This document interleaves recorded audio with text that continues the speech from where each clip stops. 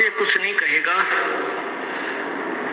आलोचना नहीं कर रहा किसी की। जैसे एक बार किसी ने 1000 के नोट, 500 के नोट नकली छाप दिए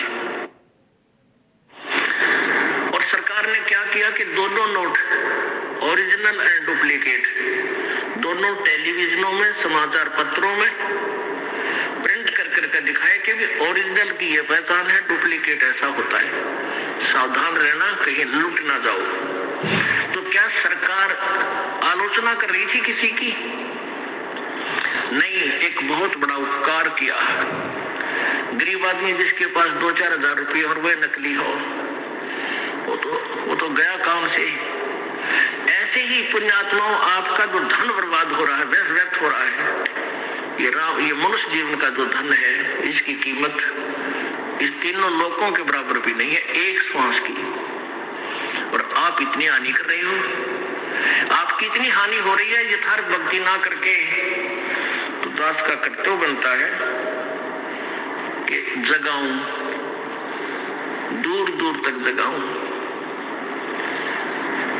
अब जैसे क्रोथा कांड हुआ, इस क्रोथा कांड का यही कारण था कि इस नकली महर्षि दयानंद की पोल खोल दी इस दास ने। और सत्यार प्रकाश नामक जो पुस्तक दयानंद जी ने छापी थी, अपना स्वानुभव लिखा है, तो उसको हम एक बहुत उत्तम पुस्तक माना करते, यानी वेदों से भी प्रथम उसको महत्व देते थे कि वेद हम नहीं पढ़ सकते हैं। और महर्षि दयानंद जी ने वेदों का ही निष्कर्ष निकालकर सत्यार प्रकाश में डाल रखा है। यही हमारे लिए सफिशिएंट है, क्योंकि उन्होंने सरल करके इसमें लिख दिया बस, और वो वेदों को सत्य मानते हैं। इस दृष्टिकोण से हम इस नकली, इस सत्यार प्रकाश को, इस नकली ज्ञान युक्त, डुप्लीकेट ज्ञान युक्त, वेद विरुद्ध ज्ञान युक्त पुस्तक को उत्तम मानते थे, अपने सीने से लगा कर रखा करते थे। और जब इस दास की ज्ञान नेत्र परमेश्वर ने खोल दिए, तब उस दृष्टि से, ज्ञान वाली दृष्टि से देखा, और सदग्रंथों वाले तराजू में जब तोल के देखा, ये सत्यार प्रकाश तो एक अन्य का भी नहीं, पूरा वेद विरुद्ध ज्ञान से परिपूर्ण है। समाज नाश का इसके अंदर पूरा व्यवस्था है, सुधार तो 100 कोष भी नहीं है। तो इन लोगों ने 2003-4 से संघर्ष शुरू किया था। हमने समाचार पत्रों में सारा विवरण दे दिया, अपनी एड दे गए। तो बुद्धिमान व्यक्ति तो समझ जाते थे, लेकिन आम व्यक्ति ये सोचता था कि महर्षि दयानंद को उंगली उठा हुआ है, रामपाल पागल है। महर्षि दयानंद तो बड़े विद्वान पुरुष थे। एक सिद्धांत कथा के आधार से हमने उनको एक सुप्रीम जो है ना विद्वान मान रखे थे। अगर ये महर्षि होते तो दास के सिर में दर्द थी, मैं इनको गलत कहूं, मेरे जैसा नीच नहीं जाए किसी महापुरुष के बारे में गलत शब्द बोला, जुबान कट जानी चाहिए, इतना पाप है इसका। तो ऐसी गलती दास नहीं कर सकता। तो उनके पास तो समाचार पत्रों में उनके कति पोल खोल दी, उनके पास कोई विकल्प नहीं रहा आर्य समाज के आचार्यों के पास।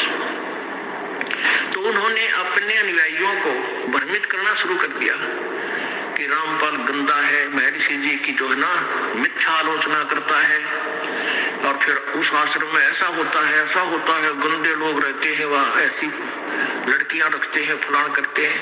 मतलब वो बकवाद गढ़ दी तो किधर देखी जाना सुनी जाना, ऐसी बकवाद समाचार पत्रों में भी छपवा दी दुष्ट आत्माओं ने।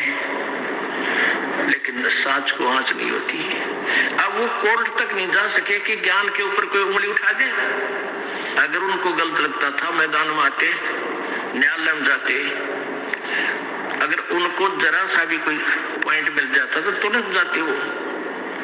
लेकिन हवा दाल ना गली तो ऐसे बकवाद शुरू कर दी। ऐसे ही सभी संतों के बारे में दास ने 10 वर्ष से कंटिन्यूस करता आ रहा है कि तुम्हारा ज्ञान गलत है, तुम्हारी भक्ति साधना गलत है, तुम शास्त्र विरुद्ध साधना बता रहे हो। और इस परमेश्वर के सार संदेश में एक विशेष सब्जेक्ट, एक विशेष अध्याय बना रखा है जिसमें सबकी कति पृष्ठ वाइज लिख रखा है कि ऐसे ऐसे आपके उस पुस्तक पे ऐसा लिखा, उस पे ऐसा लिखा, जो कति वेद विरुद्ध संत मते के विरुद्ध है। कोई नहीं बोलता, ज्ञान पे नहीं बोलता, और बकवास ये कितनी कर लो वो बात अलग है। तो क्रोथाकांड करवाने का उद्देश्य था कि रामपाल को जनता तो मरवा दे या स्वयं मार दे जाके, ताकि थारी पोल खुलनी ना खुल जाए। तेरा दुष्टो, परमात्मा के बच्चों को तुम अंधा बनाकर रखना चाहते हो, उसी से दूर रखना चाहते हो।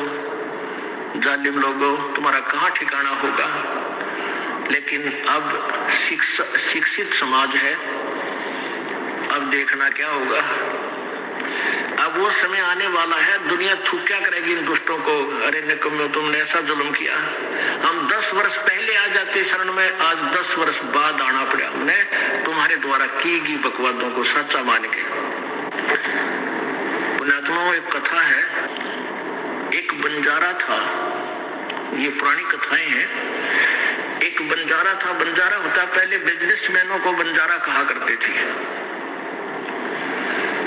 और वो बिजनेस कैसे करते थे, जैसे किसी सेठ साहूकार से पैसे एडवांस ले लिए और फिर किसी दूसरे शहर से जाके बैलों के ऊपर, बैल होते थे, बैलों के ऊपर गधे की तरह बोरा रखते थे, थैला, उसमें किसी में चावल 10-20 बैलों में चावल, 10-20 बैलों में शक्कर, 10-20 बैलों में खंड, किसी में दाल, न्यू भर के और दूसरे स्थान से दूसरे स्थान पर सेल कर कहा करते।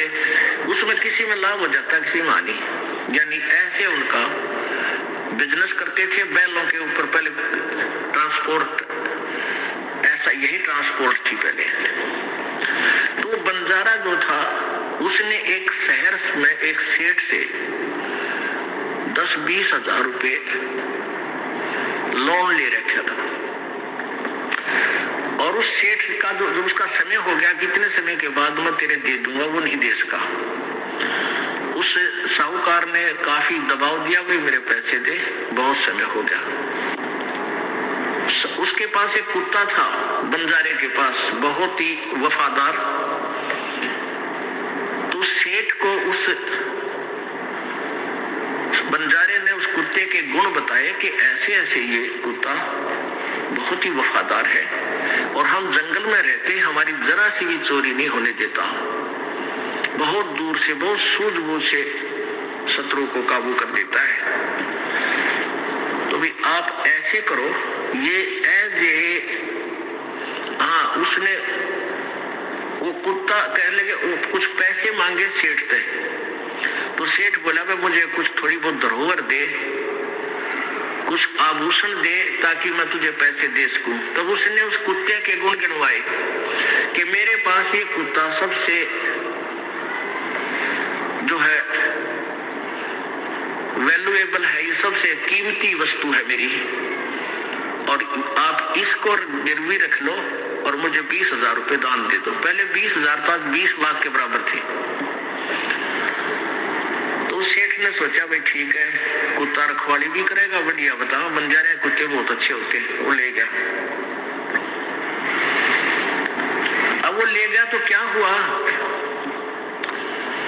एक दिन सेठ के घर पर चोर आ गए, चोर के डाकू आ गए और बंदूक, तीर, गोली ले रखी बंदूकें। अब कुत्ता बैठा था, उसने सोचा यदि तू शोर करेगा तुझे भी मारेगा और तेरे मालिक ने भी मारेंगे ये पैसे जिसके पास वो रखवाला रह रहा था। तो कुत्ता बोला नहीं, सोने का बहाना कर दिया। अब वो डाकू थे, पैसा काफी उठा के, बहुत सारा पैसा लेकर चल पड़े। अब कुत्ता दूर से देखता रहा उनको, उसके पीछे पीछे चलता रहा। उन्होंने जाकर के एक वृक्ष के नीचे गड्ढा खोद के उसमें दाब दिया, क्योंकि सूर्य उदय होने वाला था। और वहां खूब ऐसे ही सूखा रेत डाल के ऐसा कर दिया जैसे यहाँ कुछ नहीं दाब रखा। उस स्थान को देखकर कुत्ता वापस आ गया। उधर से सेठ और वहां के लोग जागे, देखा कि बड़ा नुकसान हो गया सेठ का, तो कई लाख रुपए का नुकसान हो गया। सोना चांदी गहने पैसे बहुत ले गए लोग। तो बहुत हाहाकार मची, बहुत दुखी हो गए और वो कुत्ता क्या करे, सेठ के धोती पकड़े और इधर चलने की तैयारी करे। अब सेठ ने सोचा ये लाड करे तेरे थे, उसकी ओर ध्यान नहीं दे, उधर से दुखी गना। तो एक बुद्धिमान व्यक्ति ने कहा इस कुत्ते की देखो ये क्या कहना चाहे। वो धोती पकड़कर आगे को चल पड़ा तो वो सेठ बोले वो चलो तुम इसका पीछे पीछे। वो समझ गया तो आगे आगे चल गया। उसने जाकर के वो स्थान वहां खोदना शुरू किया पंजों से। तो बुद्धिमान लोगों ने वो खोदा तो सारा धन पा गया। अब वो सेठ बड़ा खुशी हुआ, अब भाई कमाल कर दिया। उस बंजारे ने जैसी महिमा बताई थी इस कुत्ते की, भाई ये तो वैसा ही मिला। आज मेरे को बहुत लाभ, कई लाख रुपए का नुकसान मेरा बचा दिया।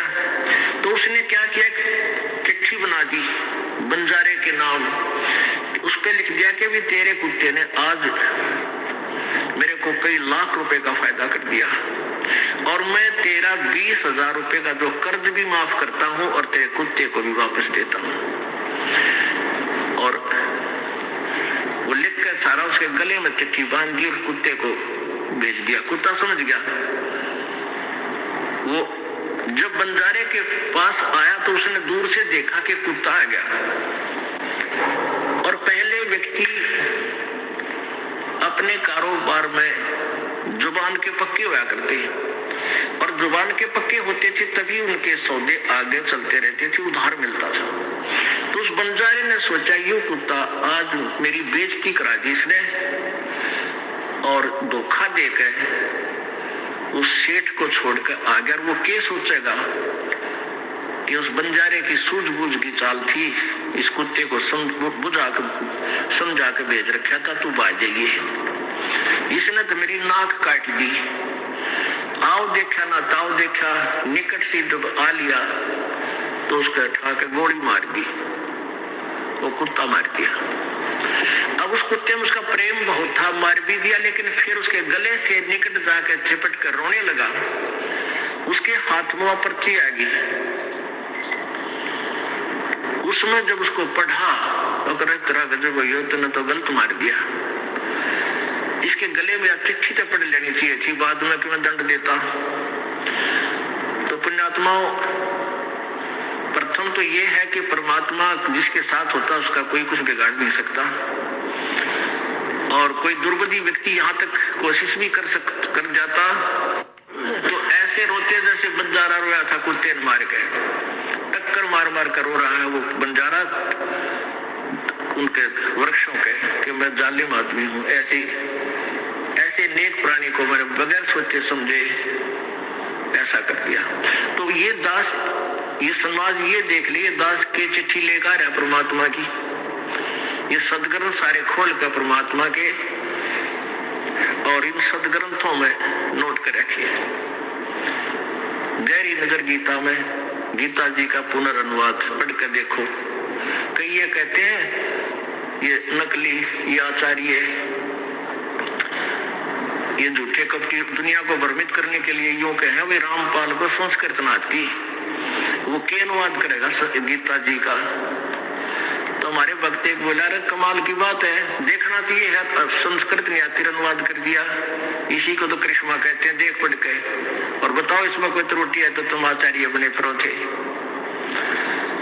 अब परमेश्वर कबीर जी को भी यही कहा करते, ये तो भाई कि ये तो अशिक्षित है, ये अक्षर ज्ञान नहीं जानता संस्कृत के बारे में, ये क्या जाने वेदों और गीता पुराणों के बारे में। आज परमेश्वर ने 600 वर्ष पहले जो परमेश्वर कबीर जी ने जो वेदों और गीता और पुराणों का ज्ञान दिया था, आज वो सब वेदों और गीता और पुराणों से मेल खाता है। और इन नकलियों ने जो हमें दंत कथा सुनाई थी वो सारा वेद विरुद्ध और पुराणों के विरुद्ध और गीता जी के विपरीत ज्ञान दे रखा था। अब प्रसंग चल रहा है कि ये नकली संत जो है, ये जो गुरु पद पर बैठे हैं, ये बहुत पुण्यकर्मी प्राणी है पूर्व जन्म के, और उसको आज उनको एक लाखों करोड़ों की संख्या में श्रद्धालुओं का मुखिया का पद प्राप्त है और उनको वो राजशाही ठाठ है एक से एक बढ़िया कार उनके पास है, सारी सुविधाएं हैं, और सारा दिन में सत्संग जब करते हैं 1 घंटा अटबट करते हैं, 1 घंटा अटबट, बड़ी प्यार से कोई इधर की कहानी कोई ऐसी सुना दी, फिर चुप हो गए। 1 घंटा 1.5 घंटा मुश्किल है, और वो भी अज्ञान कोरा। और श्रद्धालु बड़े खुश हो जाते, ओहो वाह, तो भाई महाराज जी ने चाला पाट दिया, बड़ा ज्ञान सुनाया। अब कहते अंधे की बात गई, अंधे ने मारे कौन बतावे, अंधे की बात अंधा गया। और इस दास ने यू गला भी कंडे बोल लिया, इस दास का 18 घंटे बोलना पड़ता है, 6 घंटे 7 घंटे सत्संग इस दास ने करना पड़ रहा है, ताकि ये अज्ञान हट सके, ये पुण्यात्मा अपने मालिक को पहचान सके। इस दास को ने मजदूरी की है परमात्मा के आदेश से। आज सन 1994 से लेकर आज लगभग 16 वर्ष हो गए, 15 वर्ष हो गए, 16वां चल रहा है। और जिस दिन से ये दास के ऊपर ये भार आया है, उसी दिन से आज तक एक पल का सांस नहीं लिया है, क्योंकि इतनी मेहनत का कार्य है, इसकी इतनी मेहनत के बिना ये जनता तक पहुंच नहीं सकता। और अब तो इसका डूंडा उठ गया, एक तक अपनी चारों तरफ तैल का माच लिया मालिक के ज्ञान का। ये पुस्तक भक्ति सौदागर को संदेश, ये जगह जगह बांटी जा रही है, बहुत ही कम कीमत में। कीमत भी इसलिए ले रहे हैं कि यदि हमने पहले फ्री देने की, बहुत फ्री बांटे, जैसे ये परमेश्वर का सार संदेश जो 100 रुपए से भी ऊपर हमें छपकर पड़ता था, गहरी नजर गीता में भी सैकड़ों रुपए में बनती थी, हम फ्री दिया करते ताकि समझ सके। लेकिन इतने ढीठ हो गए हम, फ्री की कोई वस्तु मिल जाए उसने कभी नहीं पढ़ा, ये पल्ला गांठ ला रखी है। और 10 रुपए खर्च हो जाए जरूर पड़ेगा ना, ये तो खर्च करेगा नहीं, करेगा तो पड़ेगा। तो हमने फिर यही देखा कि हमें 20, 25, 30 रुपए में जो पुस्तक पढ़ रही है, उसके हमने 10 रुपए लेने शुरू किए। अब उसका इतना बेस्ट रिजल्ट आया है कि जो भी 10 रुपए खर्चा है पुण्यात्मा जरूर पड़ेगा। एक आधा नहीं पढ़ा तो उसका कोई बच्चा पढ़ लेता है, उसको समय नहीं मिलता है, और कोई और रिश्तेदार पढ़ लेता है, तो वो अब उस ज्ञान को समझकर बिल्कुल क्लियर होकर आते हैं। हम पूछते हैं भाई कैसे दर्शन कृपा हुई परमात्मा की आपके ऊपर यहाँ आने में, कैसे आए? कहेंगे जी आपकी वो पुस्तक पढ़ी भक्ति सौदागर को संदेश, कैसा ज्ञान लगा, ओहो ज्ञान क्या बस कमाल कर रखा है। ओहो हम 20 वर्ष राधा स्वामी पंथ में थे, कोई हम 30 वर्ष तक मंडले डोए, कुछ भी नहीं था वहां पे, कोई धन सतगुरु न रो रहा है कि तक कोई उस हंसा देश वाला रो है कि खो दिया जीवन हमारा, कुछ भी नहीं था उनके पास। तो ये जो जितने लेट आएंगे उतने पछताएंगे और कोसेंगे उन दुष्टों को जिन्होंने इस दास के ऊपर इतने झूठे आरोप लगा दिए कि उन भोली आत्माओं को हमसे कोसों दूर कर दिया जिन्होंने ये लाभ उठाना था भगवान का। लेकिन ऐसी बात नहीं है, परमात्मा कच्चे नहीं है, अपने बच्चों को फिर ग्रहण करेंगे, कोई तरीका अपनाएंगे और बहुत ही स्पीड से परमात्मा का ज्ञान पूरे विश्व में विस्फोट की तरह होगा और पूरा विश्व अचंभित हो जाएगा कि ऐसा ज्ञान और ऐसी साधना की तो देखी ना सुनी जो हमारे सदग्रंथों में विद्यमान है।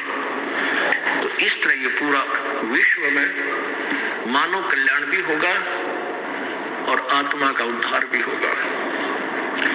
अब प्रसंग चल रहा था कि जैसे ये जो पुण्यकर्मी प्राणी है ये गुरुपद प्राप्त है, इनके पिछले संस्कार हैं, यदि ये गुरुपद पे ना आकर राजनीति में आ जाते तो ये अच्छे मंत्री या मुख्यमंत्री की पद भी प्राप्त कर लेते हैं, क्योंकि इनके पुण्य है अच्छे। इनको दिशा दूसरी मिल गई तो वहां भी राजसी ठाठ है, करोड़ों की संख्या में उनके अनुयायी है, झंडे ठाए फिरे, जय जयकार करे और वो पूरे राजा की तरह रहते हैं। तो उनके पिछले पुण्य है और जब ये पुण्य समाप्त हो जाएंगे फिर इनकी गला वह दुर्गति होगी या ठाई जाना दरीजा। अब कैसे हुई प्रमाण देते हैं दास कि राधा स्वामी पंथ के मुखिया प्रमुख यानी सुप्रीमो, जहां से ये प्रवर्तक, जहां से ये पंथ का उत्थान हुआ है, यानी आजादा स्वामी पंथ के प्रवर्तक, पंथ प्रवर्तक श्री शिवजाल जी की केद रुकती हुई और उनको कैसा ज्ञान था वो आपके समक्ष रूबरू कराते हैं। अब ये है नकली और असली नोट आपके सामने करना। दास अपनी तरफ से कुछ नहीं कहता, ना कोई मिलावट करता, ना किसी की आलोचना करने की हिम्मत रखता। केवल शिक्षा का समय है, शिक्षित समाज है, नकली और असली नोट आपके सामने रख देगा, आप देख लोगे और बच जाओगे, बच जाओगे। इस अनमोल जीवन को बर्बाद करने से बच जाओगे। अब ये पंथ जो है धन धन सतगुरु राधा स्वामी पंथ, ये राधा स्वामी पंथ से निकला हुआ है। धन धन सतगुरु तेरा ही आसरा, सच्चा सौदा सिरसा जगमाल वाली बात। अब शिवजाल जी इनके मुखिया हैं। अब शिवजाल जी के ज्ञान से आपको परिचित करा देंगे तो अंडरस्टूड हो जाएगा। एक कुएं का जल है, वहां से लेकर वहां तक कोई अंतर नहीं। अब ये क्या कहते हैं कि हम ये राधा स्वामी पंथ और धन धन सतगुरु पंथ, ये कहते हैं हम वेद और गीता को नहीं मानते। विशेषकर ये खासकर कहते वो भी तो किसी ने लिखे हैं, व्यास जी भी तो इंसान थे, व्यास जी ने लिखे और हमारे गुरु जी ने जो ज्ञान दिया है ये वेद और गीता से ऊंचा ज्ञान है। फिर हमने क्या जरूरत है वेद और गीता पढ़ने की? हम तो अपने सतगुरु के वचन पढ़ते हैं। अब वो सतगुरु के वचन दिखाता हूँ आपको। ये बोल देखिए उनके महापुरुषों के, ये देख, ये सारवचन वार्तिक, सारवचन वार्तिक, सारवचन राधा स्वामी वार्तिक, हजूर स्वामी जी महाराज, राधा स्वामी सत्संग व्यास। ये कहां से छपा है? प्रकाशक है जगदीश चंद्र सेठी, सेक्रेटरी राधा स्वामी सत्संग व्यास, डेरा बाबा जयमल सिंह, राधा स्वामी 1961-2003, राधा स्वामी सत्संग व्यास, सर्वाधिकार सुरक्षित है। पहला संस्करण 1961 में, 1961 में पहला संस्करण छपा है। आप देखो ये भूमिका है। सारवचन राधा स्वामी वार्तिक हजूर स्वामी जी महाराज के प्रवचनों का संग्रह है। ये वचन सत्संगों तथा अन्य चर्चाओं के दौरान सत्संगियों ने नोट किए थे। स्वामी जी महाराज के परम धाम देखिए, कल दिखाऊंगा इसका परम धाम की अच्छी है। परम धाम सिधारने के कुछ वर्ष बाद इनका संग्रह करके पुस्तक के रूप में छपवाया गया था। सन 1902 में बाबा जयमल सिंह जी महाराज ने सारवचन राधा स्वामी वार्तिक को पहली बार गुरुमुखी लिपि में छपवाया। यानी 1902 से चल रहे हैं ये वचन, 108 वर्ष हो गए पहली बार छपवाया। इसका स्पष्ट किया है कि ये स्वामी हजूर शिवजाल जी ने अपने मुखारविंद से बोले वो वचन इन्होंने नोट करके इसमें छपवाया। उनके गीता जी की तरह स्वामी जी महाराज का शुभ नाम सेठ शिवजाल सिंह जी था। आपने 25 अगस्त 1818 में आगरा शहर में जन्म लिया। आपके पिताजी का नाम शेठ दिलवाली सिंह जी था, माता जी का नाम महामाया जी था। आपके पूर्वज पंजाब के रहने वाले थे तथा घर में गुरु ग्रंथ साहिब का पाठ किया जाता था। आपके माता पिता हाथरस के प्रसिद्ध संत तुलसी साहिब के भगत थे। ये तुलसीदास, ये तुलसी साहिब ना, इसने घटराएं में रामायण लिखी है, वो भी दिखाऊंगा, इनसे संबंधित है। स्वामी जी महाराज ने भी तुलसी साहिब की काफी संगति की थी। यानी शिवजाल जी के माता पिता इस तुलसी साहब के शिष्य थे, हाथरस वाले के। और स्वामी जी यानी शिवजाल जी ने भी उनके बहुत सा ज्ञान सुना हुआ था, यानी बहुत काफी संगत की थी। स्वामी जी महाराज ने भी तुलसी साहिब की काफी संगत की थी। बचपन से स्वामी जी महाराज का रुझान अध्यात्म की ओर था। आपने एक कमरे में बैठकर 17 वर्ष सूरत संबद्ध योग का अभ्यास किया। सन 1861 में बसंत पंचमी के दिन खुले तौर पर आम सत्संग और सूरत शब्द योग का उपदेश शुरू किया। कबीर साहब, गुरु नानक साहब, रविदास, दादू, पलटू, तुलसी साहब आदि महात्माओं का भी यही उपदेश था। देखे, पीतल को इस सोने से ये सोना है इनकी वाणी, और इस पे जोड़ रहे हैं। बोले ये नबी उपदेश भी नाम दिया था। समस्तर वेद, मौलाना, रूम, हाफिज। अरे वाह। बाबा जयमल सिंह का जन्म जुलाई सन 1900। ये अब जो चलना है वो देखेंगे। अब इस पुस्तक के अंदर आपको दिखाते हैं, ये देखो, स्वामी राधा स्वामी दयाल की दया, राधा स्वामी साहेब, खुलासा उपदेश हजूर राधा स्वामी साहेब का, यानी शिव जाल जी का। यहां से देखते हैं, ये प्रथम प्रारंभ है 13 पृष्ठ पे। सिर्फ काम इतना है कि इंसान यानी मनुष्य अपनी सूरत यानी रूह को उसके खजाने और निकास यानी मुकाम सतनाम और राधा स्वामी, सतनाम और राधा स्वामी में यहाँ मुकाम बोला है, मुकाम पहुंचावे, बस। ये देखो, इन्होंने सतनाम को यहाँ मुकाम बताया, सतनाम को। ये देखिए, ये बताया कि यानी मुकाम सतनाम और राधा स्वामी में पहुंचाए। ये मुकाम माने स्थान, कौन कौन से? सतनाम भी स्थान और राधा स्वामी भी सतनाम। अरे वाह। आगे देखो, अब प्रश्न नंबर 14 पे है, जितने भी आचार्य और महात्मा और अवतार और पैगंबर और एक मजम्मा हुए, वे सब अपने अभ्यास के जोर से अंतर में तरफ मुकाम असली के चले, पर सबके सब दूर स्थान तक नहीं पहुंचे। सो बहुत से तो मंजिल पहली पर और कोई दूसरी मंजिल पर पहुंचे, कोई बिरले साध और प्रेमी मंजिल तीसरी तक पहुंचे, और सिर्फ संत मंजिल 5वीं यानी सतनाम पर मंजिल यानी स्थान बना रखा सतनाम इन्होंने, और कोई विरले संत मंजिल 8वीं यानी राधा स्वामी पद तक पहुंचे। अब ये राधा स्वामी और ये सतनाम दोनों स्थान, इस स्थान से आदि सूरत राधा स्वामी स्थान से आदि में सूरत का तंजुल यानी उतार हुआ, यानी राधा स्वामी स्थान से नीचे सूरत आई। अब देखो, अब ये देखो, आपने वचन नंबर 3 पढ़ा, गीता की तरह 2 लिख रखे हैं स्लोगन ये बना के परमानेंटली, देखो गड़बड़ ना कर दे।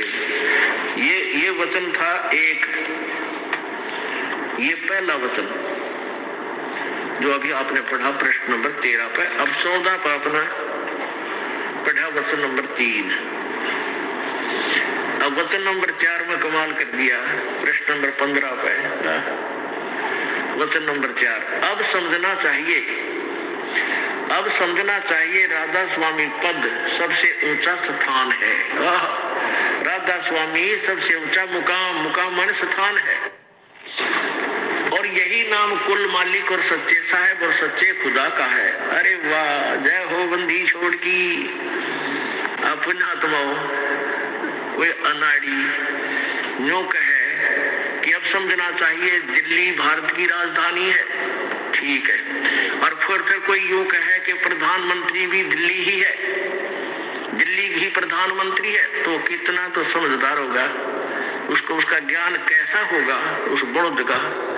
तो ये सचिथि है आजूर स्वामी महाराज जी की। ये देखो, अब समझना चाहिए, ये 4वां वचन प्रश्न नंबर 15 पे। अब समझना चाहिए कि राधा स्वामी पद सबसे ऊंचा मुकाम है यानी स्थान है, और यही नाम कुल मालिक राधा स्वामी स्थान भी है, और युग सच्चे मालिक और सच्चे साहब का सच्चे खुदा का नाम भी है। ये नाम कुल मालिक का भी है राधा स्वामी, और इस मुकाम से 2 स्थान नीचे यानी राधा स्वामी स्थान तय 2 स्थान नीचे सतनाम का मुकाम है। अरे भले आदमी, यहाँ सतनाम का मुकाम, और यहाँ सतनाम को खुद मुकाम बतावे, बता मुकाम सतनाम, और वहां सतनाम का मुकाम, वैसा कोई सिर पैर है इनका? और तेरा गजब भैया। इस स्थान से देखो, इस मुकाम यानी राधा स्वामी मुकाम से 2 स्थान नीचे सतनाम का मुकाम है, यानी नीचे सतलोक है। ये अकय पद, अकय लोक को, अनामी लोक को राधा स्वामी का है, और उसने अगम लोक और अलख लोक छोड़कर तीसरा जो है 2 स्थान नीचे सतलोक को ये सतनाम कह रहे हैं। अच्छा आगे देखो नीचे, और है सतनाम का मतलब जिसको संतों ने सतलोक, सतनाम को सतलोक, सचखंड और सार शब्द और सत शब्द और सतनाम और सतपुरुष करके बयान किया है। अरे थारा गजब भैयो, ये भगवान है। ये है परम धनी के वतन इनके राधा स्वामी श्री शिवजाल जी हजूर साहब के शरण पैर इसका कहते हैं, जो कहे सतनाम को सतलोक, इसी को सतलोक, सचखंड, सार शब्द, सत शब्द और सतनाम सतपुरुष करके बयान किया है। अब किसी ने जिंदगी में कार देखी नहीं ना, तो सुन रखे है, और ना पेट्रोल देखा ना ड्राइवर का बेरा, वो कित बैठ कर चलाया करे, कार होती कैसी है, कहाँ चलती है, सड़क भी सुन रखी है। और उससे कोई पूछता है जंगली से कि कार, तू कहता मैं कार में घूम के आता हूँ, तो बताओ कार कैसी है, किसको कहते हैं कार, और सड़क किसको कहते हैं, पेट्रोल किसे कहते हैं। कोई पूछे उस जंगली से, जंगल में जो झूठ बोलता है बगैर देखी सुनी सुनाई कह रहा है, तो वो क्या उत्तर देता है कि पेट्रोल किसे कहते हैं, कार को ही पेट्रोल कहते हैं। सड़क किसे कहते हैं, कार को ही सड़क कहते हैं। ड्राइवर किसे कहते हैं, ड्राइवर कार को भी ड्राइवर को भी कार ही कहते हैं, कार को ही ड्राइवर कहते हैं।